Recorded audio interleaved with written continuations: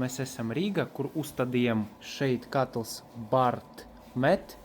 Jā, tas ir tā kā bulirjans, kaut kas tāds. Šeit nav ūdens sildināšanas sistēma. Šeit ir gaisa sildināšanas sistēma, kur jūs redzat. Jā. Tāpat šeit mēs uzstādījām dačiku. Tagad ir 2 grādi šajā ēkā.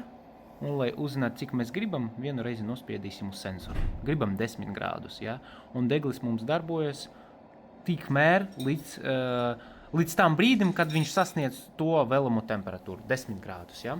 Toties 8 grādus viņam vēl jāpaceļ. Ja? 53 grādi, tas ir, kur mums stāv tāds sensors. Ja? Viņš salasa to temperatūru.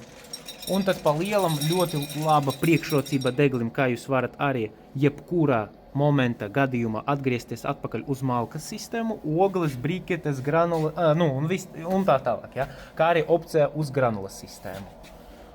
Un tūlīt es parādīšu, kā tas viss darbojas, ļoti jaudīgi, iespaidīgi un tā karsti. Un tad šeit ir 30 centimetrīgs bunkurs. Tas ir platums, augstums tagad ir bišķiņ pāri, tāpēc, ka vairāk nekā 1,25 m, tāpēc, ka mēs uzstādījām šeit kājas 55 vai 60 cm, ja? Lai būtu šeit pareizas leņķis un garums gofrai. Ja? Tāpēc, ka mums nav apakšēja durvi, mēs šeit nelikam, bet augšēja, tāpēc, ka pēc katla konstrukcijas mēs tā uzstādījām. Ja? Un šeit ir 6 granuli.